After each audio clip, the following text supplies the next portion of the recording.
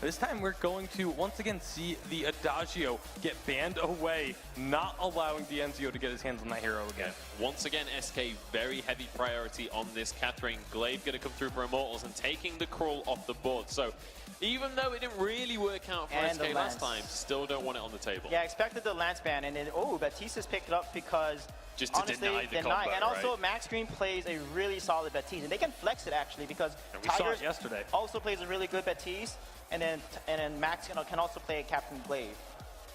Yeah, so a few different ways Immortals can make this composition work for themselves, but making sure as well that they don't go into that Catherine Baptiste. I think it was Immortals were the ones that in the challenge battles kind of really showed why this Catherine Baptiste can be so deadly. So they know full well the brunt of that power. Now SK, they have a double pick on their hands. Where are they likely to go with this? This is tough for them because Baptiste and Glaive are just so good. It's like Glaive and Lance, honestly. You have an Ordain, you have a Mojo Slow, you have a Glaive Afterburn. There's a lot of CC and combo potential coming out of this composition. And Catherine can only offer a stun. She can't really displace anybody, get in wall, or she can't really peel as well.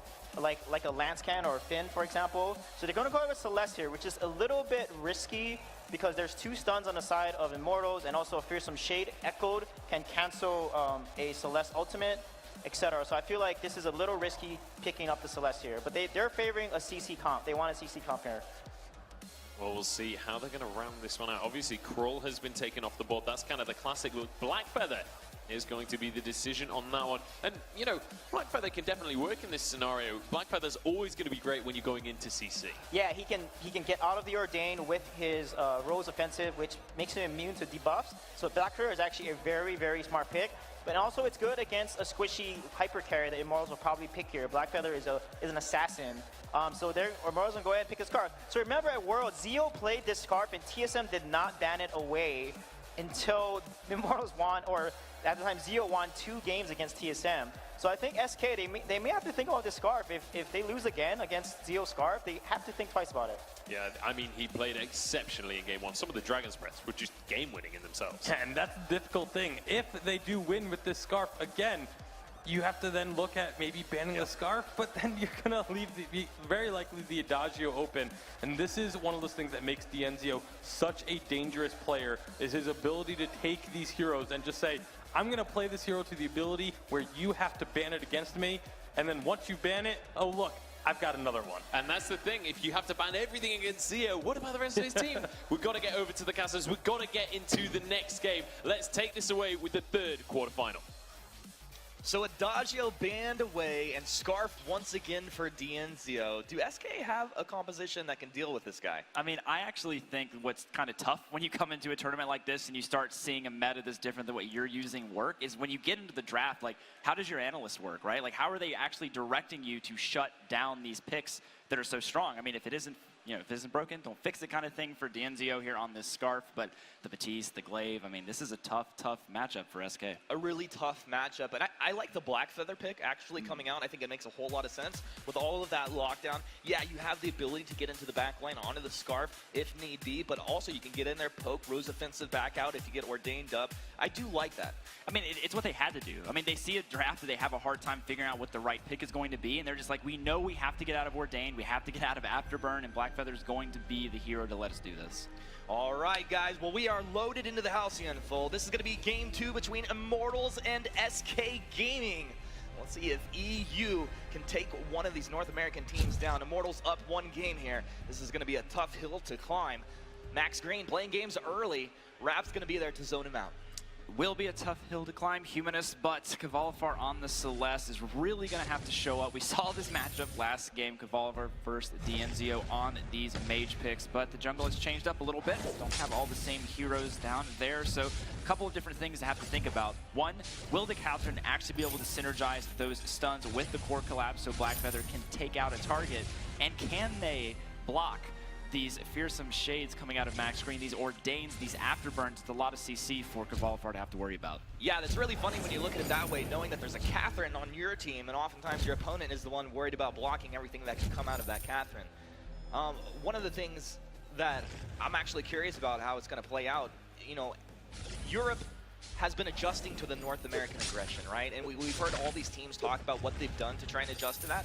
But when you look at the Celeste and the Black Feather, these are two heroes that love to get their level 8. That's where a huge power spike comes from them. Can Immortals abuse that here? I definitely think they can to an extent with the afterburns coming out of T-Tigers, but he is going to have to execute better than he did in Game 1. Yes, Immortals took the win, but T-Tigers had a couple of sloppy afterburn plays in the early game, tagged the turret twice with the afterburn punt instead of the intended to target, so maybe even T-Tigers, a god amongst men, get some nerves. Yeah, maybe setting him up. Oh, who got set up right there?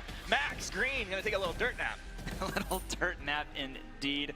Oh, Max Green, you don't have the ability to get out. You didn't have the ability to drop an Ordain down. So unfortunate for him, he goes down. But of all people to lose, generally early game, your captain dying is the best case scenario. You don't have any farm going away to the turret. DNZO's still able to pretty safely go here. T-Tigers, the afterburn. DNZO's got the goop. Spitfire, and that's going to be Celeste dropping. The Immortals are on the board with a score of 1-1.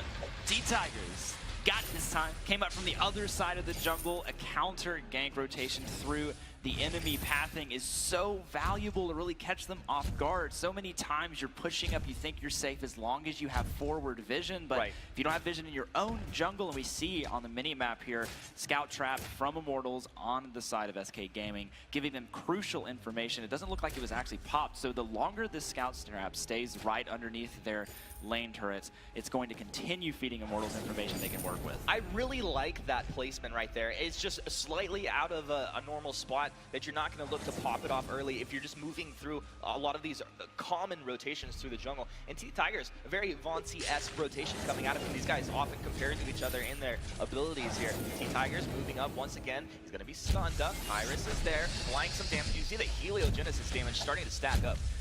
You definitely want to hold your afterburn as long as you can, but it's not worth dying to save the cooldown, so T-Tigers will use that to get out of that sticky situation. Definitely smart. There is quite a lot of damage coming out of this early game. Oh my goodness. DNZO lighting K-Volifar up. Raps trying to be the front side for his team. Tyrus is there though. Zeo, he gets taken down, but Max able to take down K-Volifar as well. That's what he was doing. Tyrus coming around from the backside. Oh, Tyrus says, if you gank from our side of the jungle, I will gank from yours. He's like, oh, that worked pretty well. Let's try it out. Let's test. I definitely do think Kvalifar didn't have to die for that gank, though. We had such a great rotation coming out of Tyrus that he wanted to bait it out just enough, but Blackfeather could have taken care of the NZO there without the help. So you want to maximize the opportunities where you can. A little bit of a misplay there from SK Gaming, but they will take it, feeling strong about some of these ganks. 2-2 Humanist, just a few hundred gold behind. The game is still quite close. Yeah, you got to be careful debating yourself there. T-Tigers, another defensive afterburn to get himself out of there. He's looking for that sneaky rotation. Once he knows that he's been scouted out, he just gets himself back onto his side of the map. Max Green pushing up. We do not have a Kroll on the side of SK Gaming, so we're going to see a lot more adventures to the enemy jungle here. T-Tigers, the afterburn back, Spitfire. Oh, dang, chop him down. Immortal stacking up the damage and putting Tyrus down. Oh, SK, you have to be careful. Blackfeather is not level 6. The reason why you picked this hero is because he can get out of so much of the CC that Immortals can put down, but you're making plays too early. Wrap ordained up, Spitfire's landing as well. Max Green taking a couple turret shots, forcing the Falcon out. T-Tigers coming in like Superman looking for a kill there. Thinks twice about it. Did not have the energy to actually execute the afterburn, was not able to get in melee range either, so he is just going to settle for this front tree and camp. He's going to be all right with that, though. It is a little bit of gold in his pocket. It's going to give him some energy back as well. He does have the tension bow now. No boot active, though. That is something to note. Glaive ganks are far more effective when you can use the boots to get into that afterburn range, so a little bit of a reprieve here, perhaps, for SK Gaming as everyone goes back, goes shopping. So, Fuji, one of the things I'm looking at here, we have to assume that Max is going to be building a Crucible for his team. At what point will we see an Echo actually come out for him? I definitely think Crucible should come first, but after that, Echo could definitely line up. It just depends on whether or not they want to put defense on T-Tigers. I absolutely think an Atlas will be necessary during some portion of the game. It's just a matter of how are they going to prioritize this. Ordained on Kvalifar there. K-Volifar knocked back and just crit down. The Fountain actually keeps him alive just long enough. It's T-Tigers who goes down. Tyrus moving forward, the Rose defensive. Max Green, full broken heart stack. He jumps in. Faint heart almost enough to take it down. Zeo, he's straight into the Spitfire. Zeo, oh, the core collapse. They turn to the Ulysses. The big thing's access. Get down. He's trying. Zeo, burnt down. Oh my goodness. goodness, I thought Cave Volafar was dead. Volafar, how do you live with no HP every time in that situation? The fountain kicks back up. Calculated. Oh my goodness. Calculated again, and calculated one more time. Cave Vala roaring all over Immortals at this point. T-Tigers wants to find the kill. Didn't quite have the afterburn ready to use. Yeah, didn't have it ready to use, and that is going to put first turret gold under SK Gaming. The first objective down as well. This opens up the map for them, which is exactly what they want, but Immortals feeling a little salty about Another this. afterburn. Tyrus, he jumps right back in, but he is burst down. T-Tigers is in deep, and he will be punished for his over-aggression there. Raph, just living on a sliver of health. Living on a sliver of health, but he is going to hold the fountain, knowing that he's not quite in danger. DNZO didn't look for the sneaky curveball Spitfire around the backside of the turret. But we are going to see them still away some of the front camps here again. So even though each team is kind of doing a little dive, doing a little duck, they are still taking small advantages. But Human is 6.1 thousand to 16.2 thousand, excuse me. This is even game.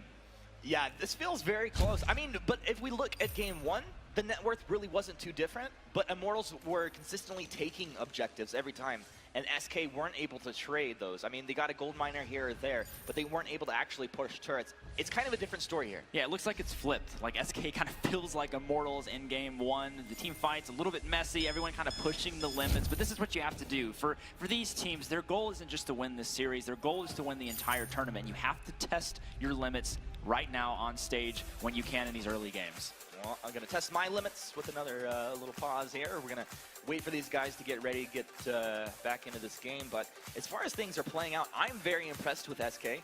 I thought, you know, that before we saw any games played for this championship, I assumed that if this matchup came to fruition, that it would be a close matchup. Based off of the Immortals' performance earlier, I actually started to question that. I didn't know how SK would stack up, but I think they've done phenomenally so far. Yeah, I mean, I definitely think they're reaching expectations in terms of how they should be entering in this series. It's just a matter of can they exceed them enough times throughout the series to really close this out. You see the teams here on the camera. So Max Green, this guy on the captain, we talked about him in the last game. He made so many critical plays towards the end of the game to really secure the deal for him. His first time on stage was during Spring Unified. He didn't have the best performance, but he's really showing up in a big way. And on this Batiste, it's not quite the same type of lockdown, but we're still going to have to keep our eyes on him. We talked a lot about the junglers. Like, maybe this is a T-Tigers versus Tyrus thing, but I don't know, as this game is playing out, we're seeing constant plays coming from these captains to set up the carry, so I'm starting to sway a little bit. Yeah, it's actually pretty crazy. Like, it felt like the junglers were both very quiet. They were doing a bunch of work. It really was coming down to Zio versus Volafar, and of course, Max doing work there. Raph holding it down for his team. Max, I mean, he's a pretty quiet guy. We've got to meet him, hang out, chat it up. He's a really nice guy. Yeah. He's kind of quiet in the game as well. Ferocious, though. Ferocious. Nice guy, but ferocious kind of nice, right? Where you're just like bubbling over with ferocity. Yeah, I mean, but he's a very cool, calm, collected, very intelligent guy. You can tell if you talk to him that he really thinks through like everything that he's actually doing. He's never just kind of reacting. He's always thinking it to the next step. One of the things that it's really hard for people at home to truly understand is just the emotion, the stuff going through your head during these moments on stage, right? We know what it takes to execute in-game. We know what it takes to throw out that major ult or make the major play or have the perfect crucible timing. We kind of feel that, but the emotion, the adrenaline, sometimes the nerves, the confusion, just not always knowing what to do and knowing you have almost a ticking clock every game when you're running from behind. It's just so hard to translate that, and seeing these guys keep their cool at this top level of play is truly impressive. It really is. And oftentimes everybody knows what they want to do. The beautiful thing is when you have a whole team acting as one, when everybody's engaging onto the same target, when they can trust that the Crucible is going to come out holding their own reflex block, you know, those are really the beautiful moments for me. I mean, it's really what separates the best, right? We talk about the fact that it's not just about using the abilities when they're on cooldown. Just because it's on cooldown, it doesn't mean that's the right time. You want to hold it. You want to be very calculated in when you use it. One of the things I'm going to be looking on this Black Feather pick on SK is, does he constantly able to, like, can he weave these on points and get the barriers on some of those Scarf Spitfires, on that Goop Pole to really deter a lot of the damage coming out of this Immortals team. If he doesn't do that, he's going to just get shredded so fast. So a lot of these abilities are going to come down to just split-second decisions.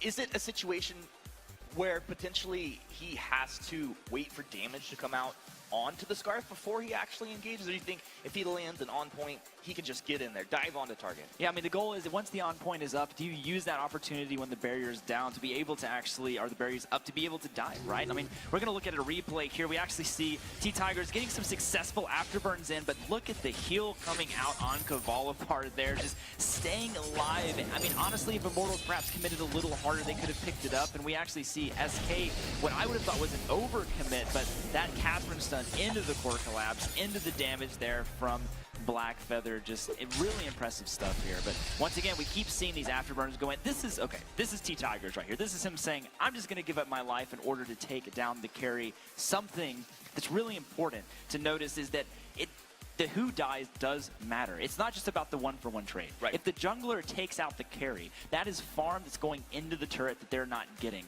Junglers are far more gold efficient most of the time. They just need enough farm to hit a few items, but your lane mage carries, they need maximum amount of exposure to gold. They need to be able to truly absorb as much lane farm as possible. So sometimes those trades are absolutely worth it. Yeah, it can feel like T-Tigers maybe getting a bit wild there. But like you said, this guy, he's making calculated plays. He knows the trade, and if I'm going to come out just a little bit on top, it's all about accumulating resources across the map, denying them away from your opponents. And sometimes that's a slow grind, but you get to the point like in game 1 where Immortals got to, and you just turn it on.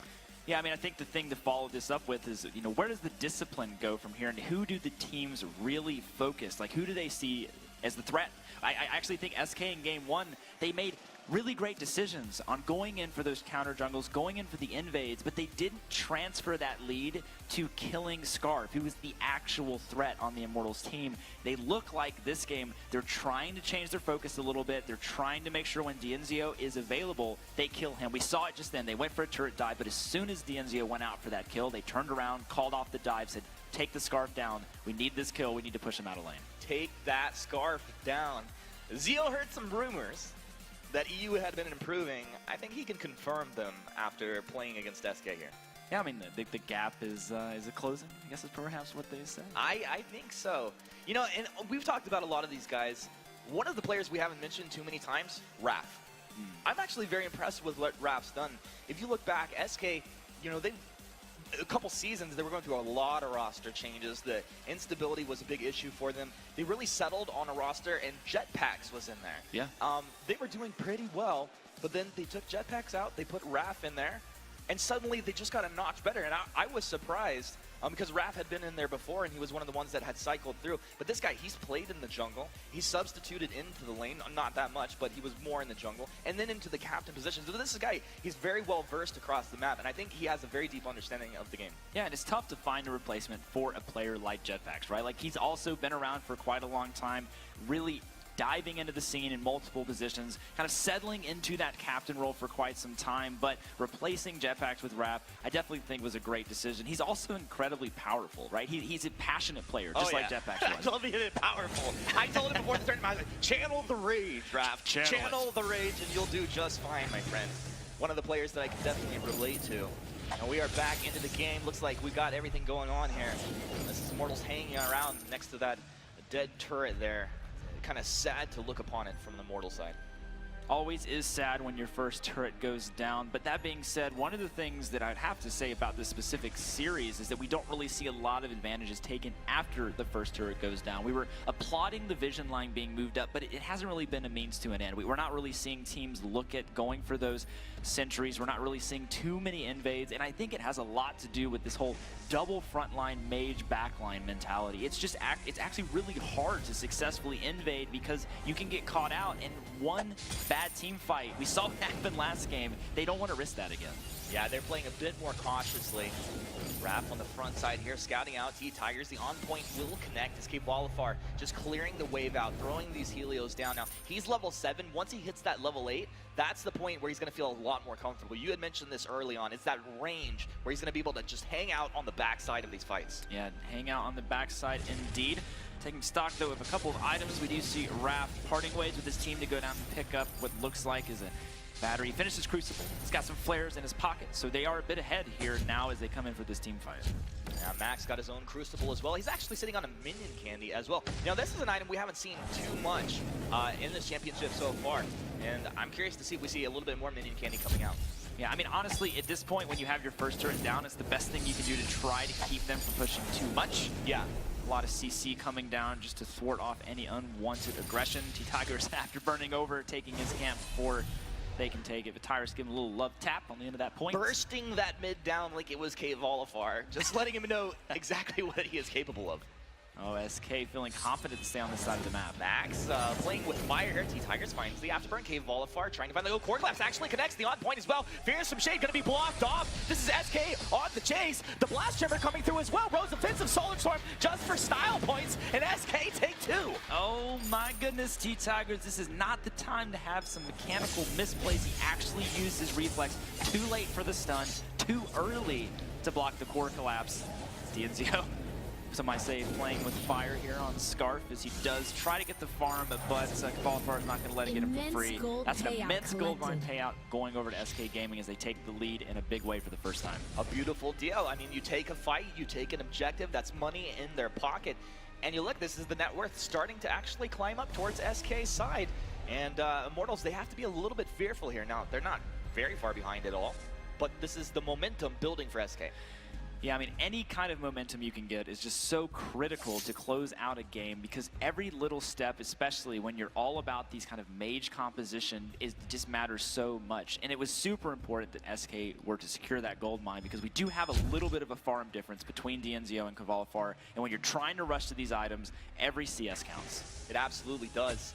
Tyrus moving forward, on point, connects as well. His infusion just timing out right here, but he does have his breaking point. So if Tyrus can actually get some damage down and stay alive through these fights, have that breaking point ramp up, and then dive onto the Scarf, that could be really dangerous. Poke coming out from both teams. Helios giving the vision as well as zoning T-Tigers out. Max Green doing what he can to be the front line for his team, but he's not the tankiest of captains.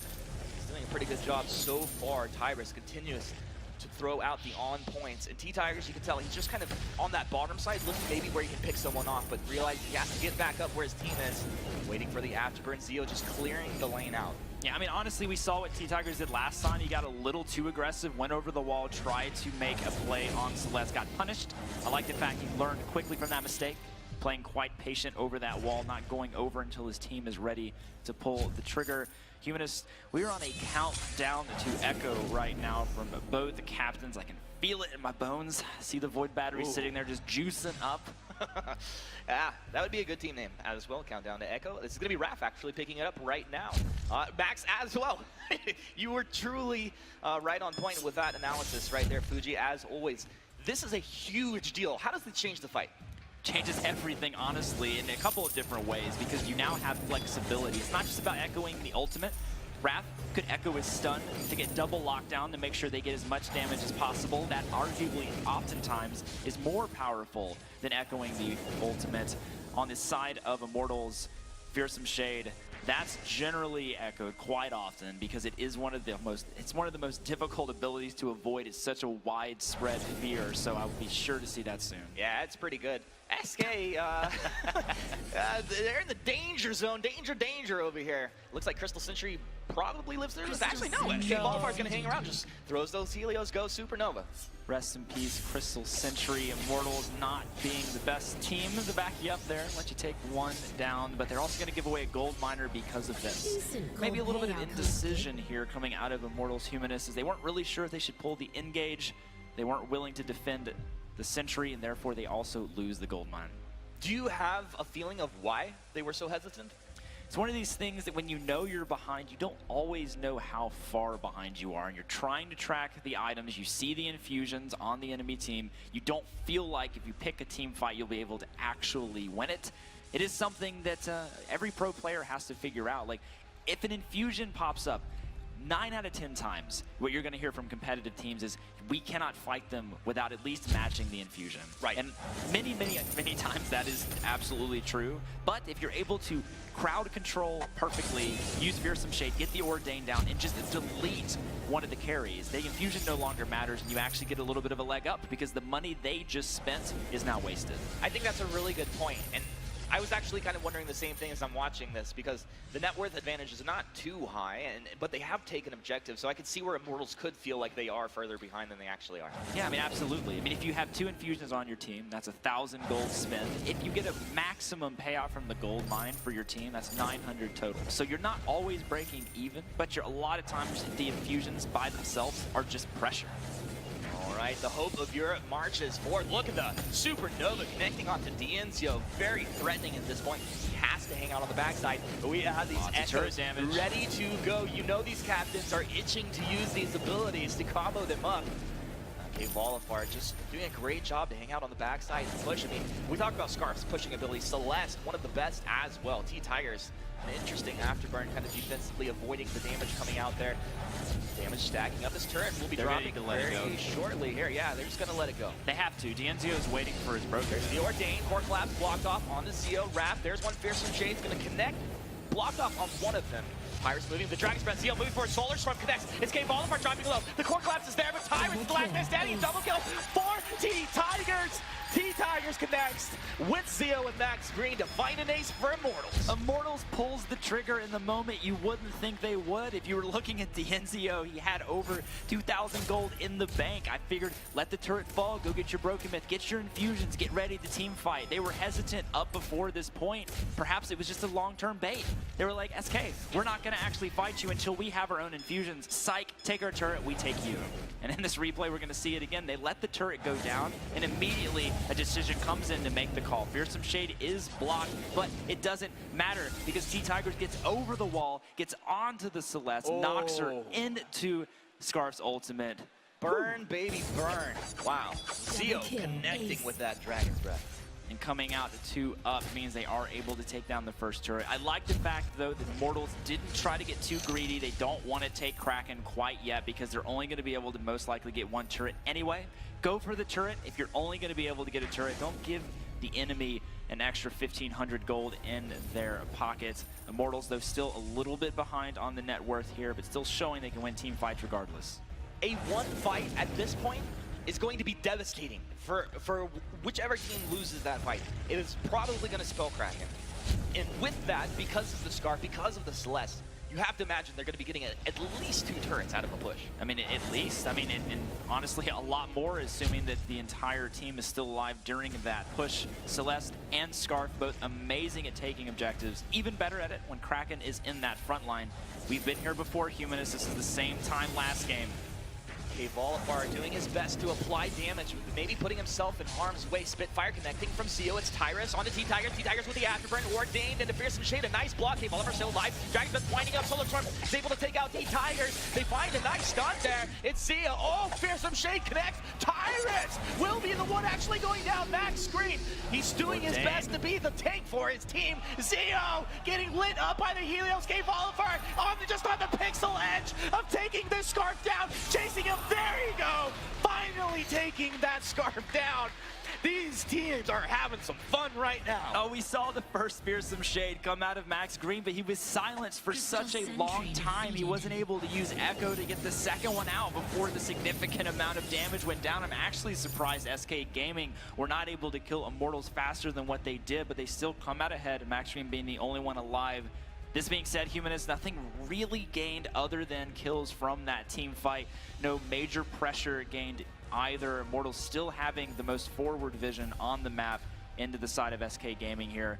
DNZO is going to be back up pretty soon. We do have Null Wave on Catherine, though, Humanists. Let's talk about this for a second. Null Wave is kind of that quintessential item on Catherine when it was first released in Vainglory. Everyone loved it on this hero. Now with Echo and Null Wave, we're talking about silence, on stun, on silent. Like, I don't even know where to begin. What do you block? You just let him come through at that point. I don't know. That's Raph, he's going to find a stun. Helios start to rain down, zoning out Immortals.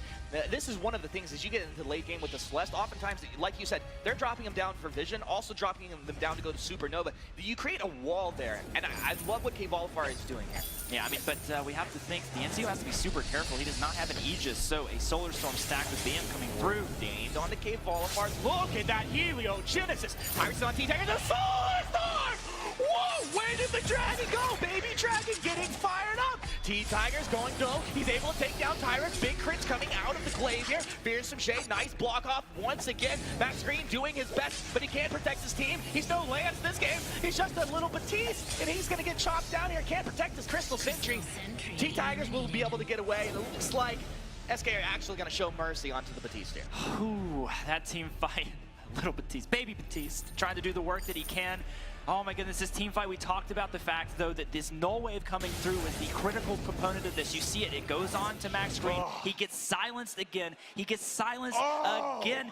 Item silence, ability silence. Like, what can you do? The NZO is running away for dear life. This is just combos that cannot be avoided. If they do not get a second Crucible on this team, I don't know if they're going to be able to win any of these team fights. I mean, Mercy perhaps shown, but this is just still looking like it's constantly going in SK's favor.